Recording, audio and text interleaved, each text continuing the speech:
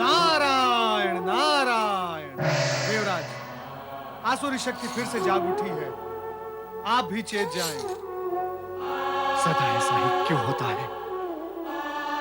क्यों होता है हमारे साथ ये बार बार? क्यों क्यों क्यों? देवराज, इसमें हताश होने की क्या आवश्यकता है? यह तो प्रकृति का नियम है। कैसा नियम है ये प्रकृति का देवर्षि? बार बार हम पर असुरों के आक्रमण होते हैं, बार बार हमसे स्वर्ग छीन लिया जाता है, और जब संघर्ष करते करते हम दुर्दशा को जा पहुंचते हैं, तब त्रिदेव में से कोई देव हमारी सहायता के लिए आता है। हम पुनः विजयी होकर स्वर्ग भी प्राप्त कर लेते हैं,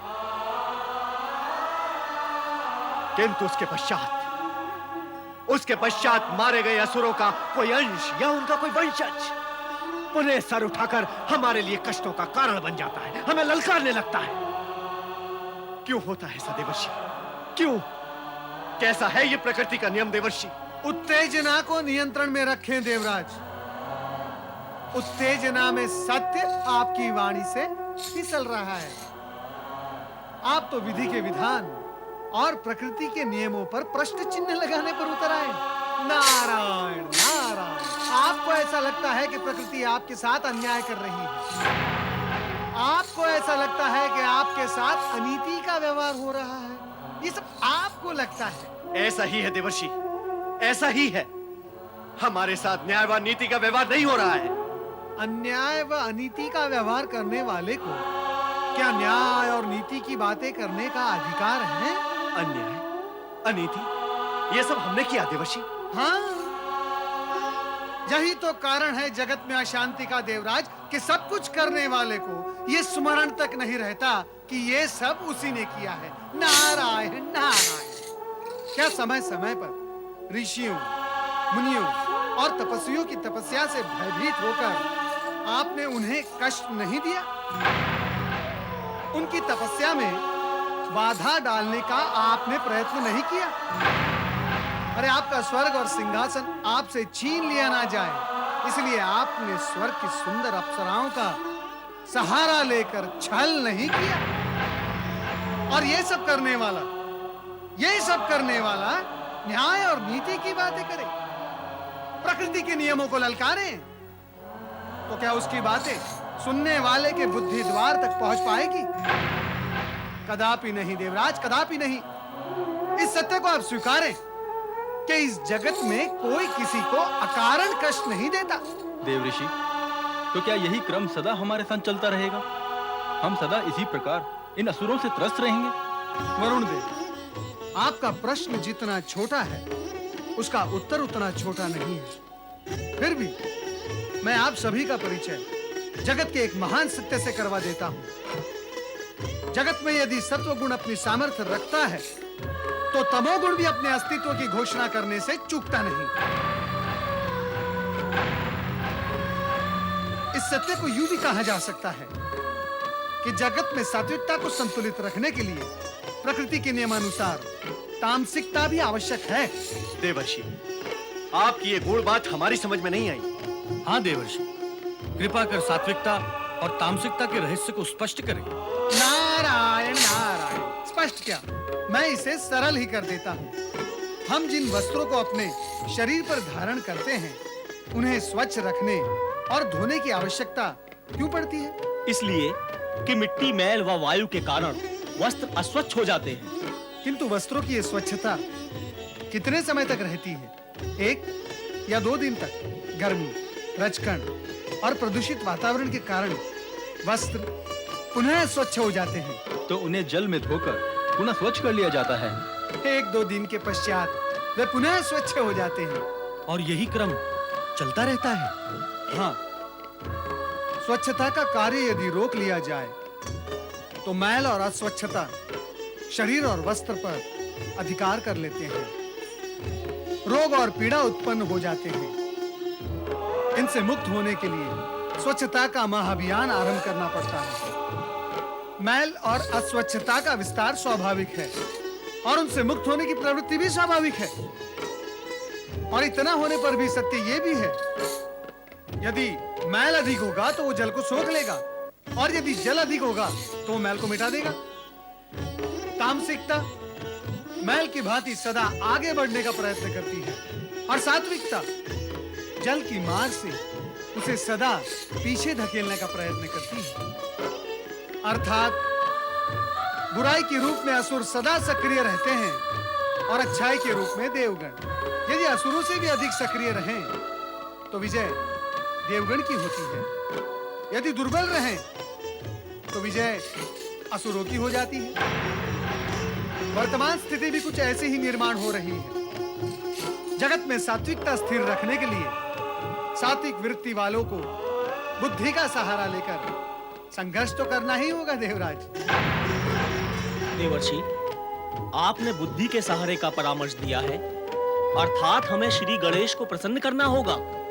अब आप सत्य के समीप पहुंच गए हैं परम देव। इस बार शुक्राचार्य का लक्ष्य श्री गणेश है, अर्थात तामसिकता बुद्धि से टकराएगी और मुंह की खाएगी। श्री गणेश शुक्राचार्य और इन कुमारी असुरों की बुद्धि ठिकाने पर लाएंगे। हाँ, अर्थात निष्कर्ष ये निकला कि श्री गणेश की आराधना वह उनको प्रसन्न रखने में ही हमारा कल्याण है। देवऋषि नारद का संकेत तो यही था।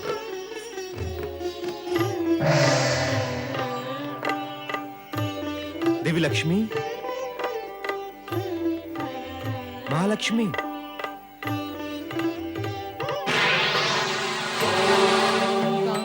गणपते नमः। ओम गणपते नमः।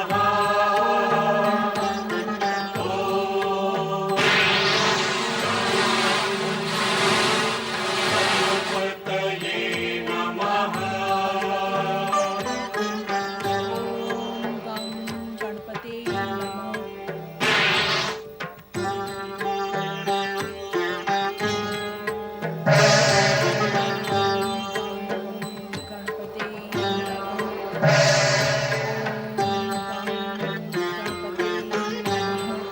आंखें खोलो, आंखें खोलो देवी लक्ष्मी।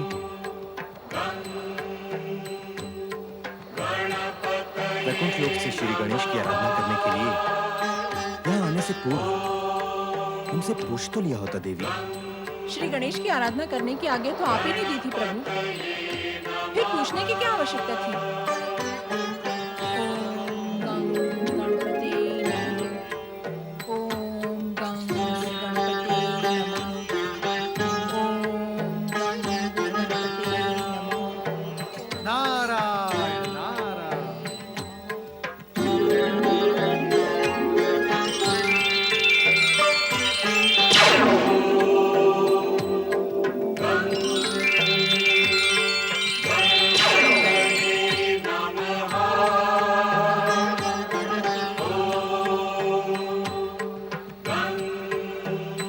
मैं इस समय आपको नहीं, श्री गणेश को यहाँ देखना चाहती थी प्रभु। देवी, पार्वती पुत्र श्री गणेश हमारे लिए भी पुत्र के समान ही है और तुमने उन्हें पुत्र के रूप में पाने की आकांक्षा की है। तुम्हारी आकांक्षा की अनुगुंज उन तक पहुंच चुकी है देवी। वे तुम्हारी इच्छा अवश्य पूर्ण करेंगे। चलो।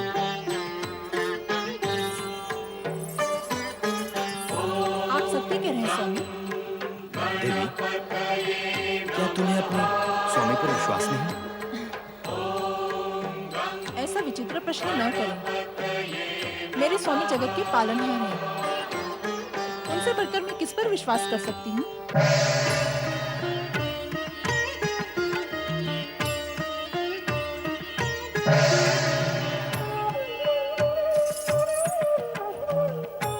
प्रणाम माते, प्रणाम पिताश्री।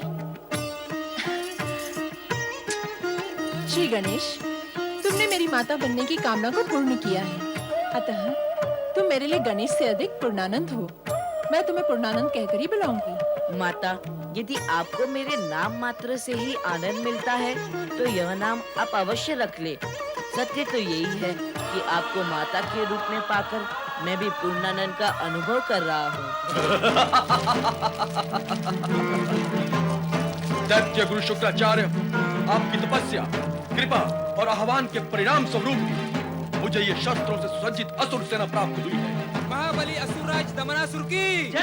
महाबली असुरराज दमनासुर की जय। ये सब दैत्य गुरु की कृपा से हुआ, इसलिए मेरी नहीं, दैत्य गुरु शुक्राचार्य की जय बोलो। बोलो, दैत्य गुरु शुक्राचार्य की जय। दैत्य गुरु शुक्राचार्य की जय।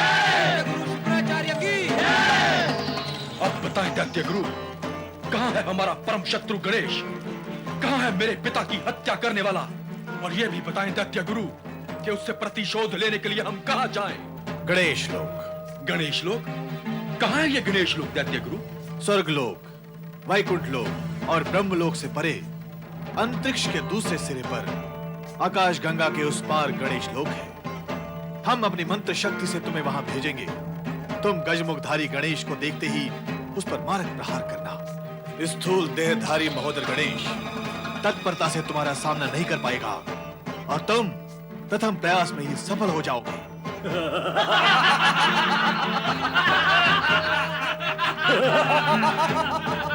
जाओ दमनासुर, आकाश मार्ग से शीघ्र ही गणेश लोक पहुंचो और अपने पिता के सहारे का सहार करो।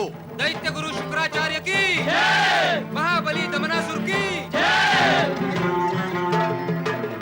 असुरराज दमनासुर की जय। वीर असुरो, गणेश लोक पढ़े चलो गणेश लोक। असुरराज दमनासुर की जय। असुरराज दमनासुर की जय। वीर असुरो, गणेश लोक पढ़े चलो गणेश लोक। जय श्री गणेश। जय श्री गणेश।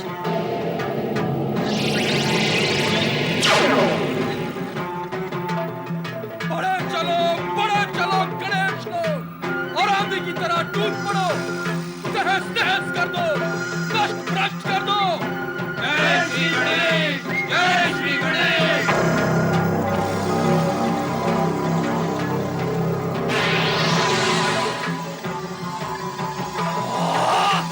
जय गणेश।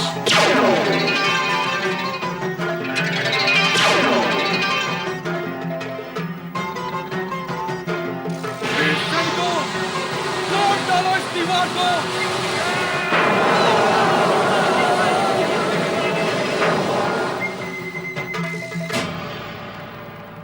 अरे ओ मायावी गणेश, कहाँ छुपा बैठा है तू? मारो!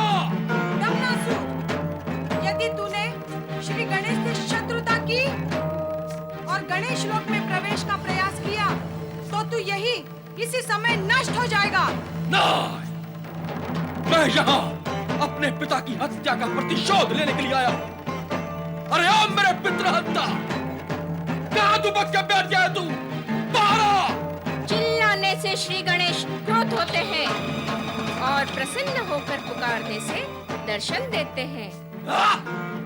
हमें दर्शन नहीं करने, हमारा उद्देश्य है गणेश की मृत्यु। मुझे अपने पिता की हत्या का प्रतिशोध लेना है। बता, कहाँ है गणेश? श्री गणेश कहीं भी हो, उनकी शक्ति हमारे साथ है और उनकी शक्ति को कोई चुनौती नहीं दे सकता। जा, चला जा। यदि तुझे अपने प्राण प्रिय है तो शीघ्र यहाँ से लौट जा। वीरू लौट के जाते हैं और वीर आक्रमण करते हैं।